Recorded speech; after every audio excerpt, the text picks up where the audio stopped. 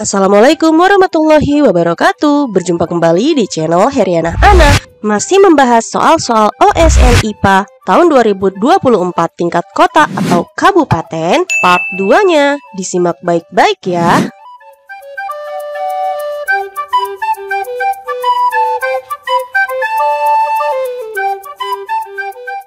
Di part 2 ini kita mulai dari nomor 11. Pemberian hormon estrogen dan progesteron bagi seorang wanita dapat mencegah ovulasi terjadi. Benarkah seperti itu? Ya, benar. Ovulasi adalah lepasnya sel telur dari ovarium. Nah, setelah ovulasi, maka kemungkinan besar akan terjadi proses menstruasi, bahkan sampai kehamilan. Nah, pemberian hormon estrogen dan progesteron pada wanita, misalnya penggunaan pil kontrasepsi atau pil KB dapat mencegah terjadinya ovulasi sehingga tidak akan terjadi proses kehamilan.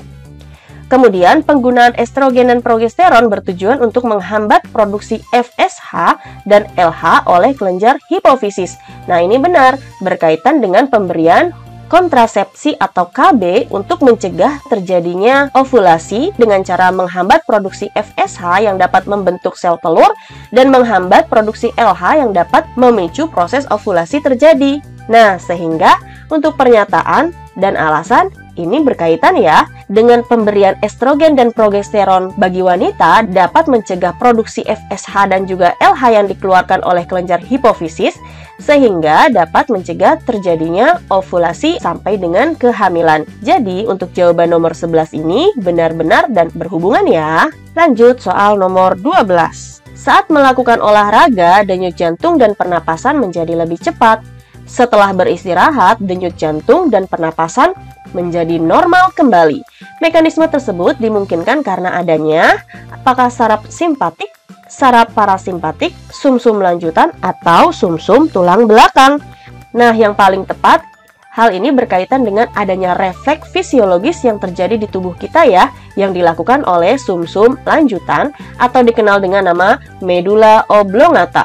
Sedangkan saraf simpatik dan saraf parasimpatik bekerja berlawanan. Saraf simpatik bekerja untuk meningkatkan denyut jantung dan meningkatkan kecepatan pernapasan, sedangkan saraf parasimpatik berperan untuk menurunkan denyut jantung dan menurunkan kecepatan pernapasan. Nah, keduanya dipengaruhi oleh sumsum lanjutan atau medula oblongata yang terletak di otak. Jadi jawabannya sudah pasti yang C ya. Berikutnya soal nomor 13. Organel sel yang berperan untuk mendetoksifikasi racun adalah, nah ingat adik-adik, salah satu organ di dalam tubuh manusia yang berperan untuk detoksifikasi atau penawar racun adalah di bagian organ hati. Di bagian organ hati inilah banyak terdapat enzim yang namanya enzim katalase. Enzim katalase ini berperan untuk menguraikan racun dalam bentuk hidrogen peroksida atau disingkat H2O2 menjadi air atau H2O plus oksigen. Air dan juga oksigen tidak beracun ya, yang awalnya H2O2 bersifat racun. Nah, untuk menguraikan hidrogen peroksida atau yang bersifat racun ini menjadi air dan juga oksigen, membutuhkan organel sel, yaitu peroksisom. Jadi, penguraiannya dilakukan oleh organel sel di dalam peroksisom. Sedangkan lisosom berperan untuk pencernaan intrasel, mitokondria untuk pernapasan atau respirasi sel, dan badan Golgi untuk proses ekskresi atau sekresi atau proses pengeluaran zat dari dalam sel. Berikutnya soal nomor 14. Berikut ini adalah beberapa interaksi dalam suatu komunitas. Ada amensalisme, kompetisi, parasitisme, dan mutualisme. Jenis interaksi yang memberikan keuntungan minimal pada salah satu pihak yang berinteraksi adalah, kita bahas dulu satu persatu ya. Untuk interaksi amensalisme, melibatkan dua individu di mana yang satu merasa dirugikan dan yang satu lagi tidak untung dan juga tidak rugi, atau yang satu lagi bersifat netral, tidak berpengaruh. Sedangkan kompetisi atau persaingan biasanya terjadi perebutan sehingga kedua-duanya tidak ada yang merasa diuntungkan atau kedua-duanya dirugikan. Selanjutnya, parasitisme, yang satu merasa untung sedangkan yang satunya lagi merasa dirugikan. Dan satu lagi, mutualisme, kedua-duanya akan merasa diuntungkan. Nah, kita lihat lagi ya pertanyaannya. Jenis interaksi yang memberi keuntungan minimal pada salah satu pihak, atau dengan kata lain minimal satu yang untung. Kalau amensalisme tidak ada yang untung ya. Kompetisi juga tidak ada yang untung. Nah, parasitisme ada satu nih yang untung. Mutualisme dua-duanya untung. Sehingga yang minimal satu merasa diuntungkan adalah parasitisme dan mutualisme. Parasitisme ada satu yang untung dan mutualisme dua-duanya yang untung. Sehingga jawabannya yang D, 3, dan 4. Lanjut ke soal nomor 15. Apabila seseorang makan bahan makanan yang mengandung amilum, protein, glukosa, lemak, dan juga asam amino, zat makanan yang mengalami pencernaan secara kimiawi adalah mana saja? Nah, kalau mengalami pencernaan secara kimiawi berarti terjadi proses pemecahan dari zat yang bermolekul besar menjadi zat yang kecil, biasanya dengan bantuan enzim. Kita lihat ya satu persatu. Amilum atau karbohidrat benar dapat dipecah menjadi glukosa. Protein juga benar dapat dipecah menjadi asam amino. Nah, bagaimana dengan glukosa? Glukosa itu adalah zat yang sudah sangat kecil ya, hasil pemecahan amilum atau karbohidrat. Sehingga kalau sudah membentuk glukosa tidak akan dipecah lagi. Kemudian lemak, ini benar, lemak akan dipecah menjadi asam lemak dan gliserol. Satu lagi untuk asam amino, ini salah ya, asam amino ini adalah bagian terkecil dari protein. Sehingga jawabannya 1, 2, dan 4 yang C. Berikutnya soal nomor 16. Berikut merupakan alat dan bahan untuk percobaan pada tumbuhan. Ada respirometer, alat timbang, kertas kobalt, dan juga bromtimol. Terjadinya transpirasi pada tumbuhan melalui stomata dan kutikula dapat diketahui dengan menggunakan. Nah, apa itu transpirasi? Transpirasi artinya adalah penguapan air yang terjadi pada daun. Nah, kalau alatnya namanya respirometer, ini bukan berkaitan dengan proses transpirasi ya, melainkan alat untuk mengukur laju respirasi. Kemudian untuk alat timbang, nah ini benar.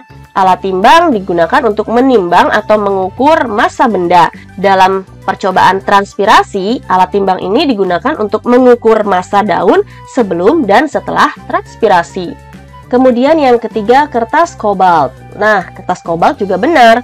Kertas kobalt adalah kertas yang digunakan untuk mendeteksi keberadaan air. Sedangkan bromtimol ini tidak digunakan untuk mengukur transpirasi, tetapi bromtimol digunakan untuk indikator pH atau indikator asam dan basa.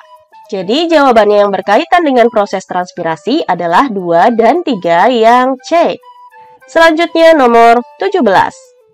Berikut ini adalah hewan yang dapat ditemukan di dalam ekosistem mangrove. Ada keong, kerang, ikan, dan juga kepiting.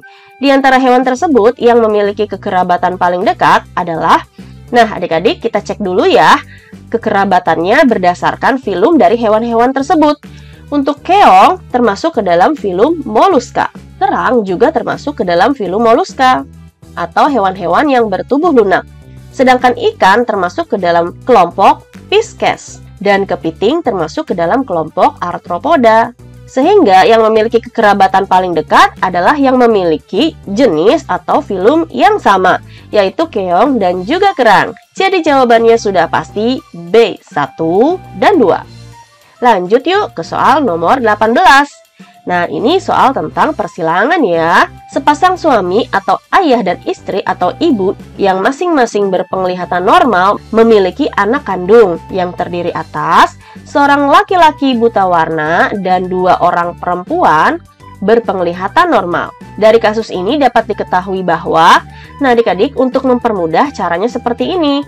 Kalau berkaitan dengan kelainan yang terpaut oleh kromosom X seperti kasus buta warna ini, yang dituliskan dengan XCB.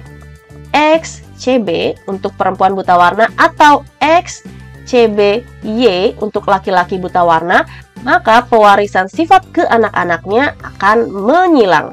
Maksudnya seperti apa menyilang? Kalau ibu yang memiliki gen buta warna, maka akan diwariskan ke anak laki-lakinya.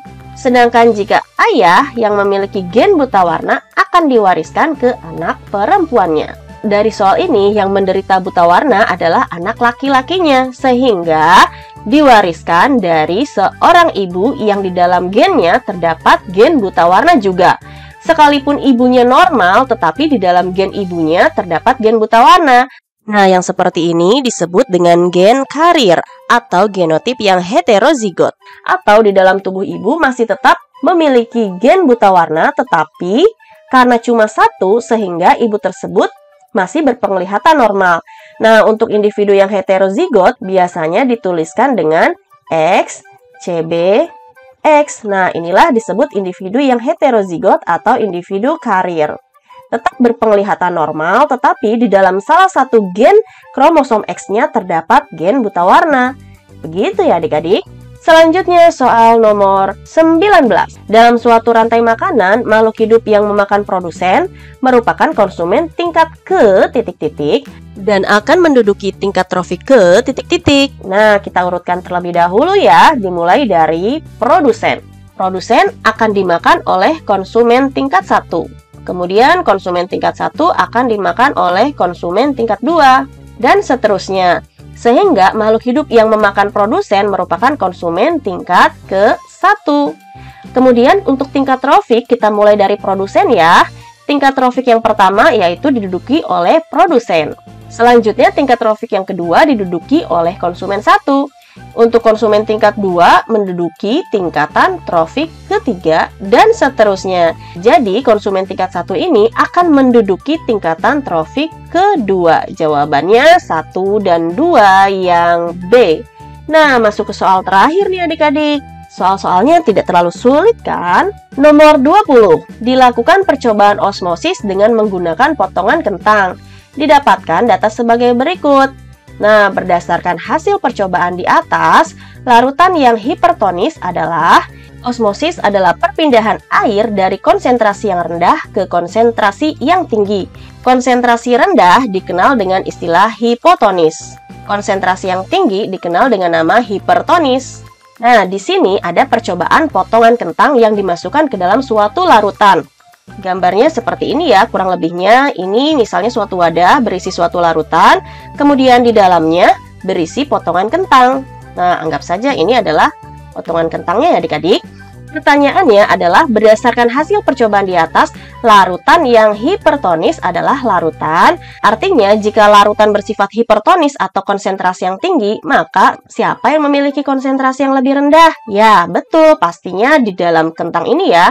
Jadi, di dalam kentang memiliki konsentrasi yang rendah atau bersifat hipotonis. Sehingga, sesuai dengan konsep osmosis, terjadi perpindahan air dari konsentrasi yang rendah ke konsentrasi yang tinggi, akan terjadi aliran air dari dalam kentang menuju keluar.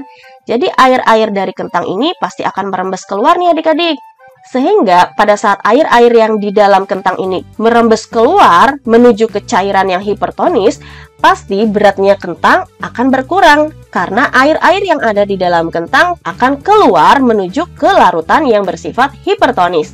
Jadi kita lihat dari beberapa percobaan ini mana yang hasil akhirnya menjadi lebih berkurang atau beratnya menjadi lebih kecil.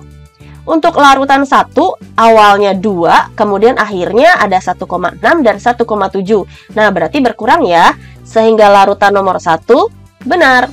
Selanjutnya untuk larutan nomor 2, awalnya 2 atau 2 gram, kemudian di akhirnya 2,3 dan 2,4. Nah, ini naik ya. Jadi larutan 2 salah. Larutan 3, awalnya 2, akhirnya 2. Ini juga salah, tidak terjadi penurunan. Kemudian larutan 4, awalnya 2, akhirnya 1,8 dan 1,9. Nah, ini betul, karena berkurang. Larutan 5, awalnya 2, akhirnya 2,2 dan 2,5. Nah, ini bertambah, jadi salah. Jawabannya larutan 1 dan larutan 4 yang memiliki berat berkurang dari 2 gram, kemudian berkurang menjadi ada yang 1,6, 1,7, 1,8, dan 1,9. Sehingga jawaban nomor 20 ini adalah 1 dan 4 yang D, atau 4 dan 1 ya. Nah, adik-adik, soal-soal pembahasan OSN untuk tingkat kota bagian biologi sudah selesai. Nanti kita lanjutkan ke bagian fisikanya ya. Tetap semangat. Terima kasih sudah menyaksikan video ini. Wassalamualaikum warahmatullahi wabarakatuh.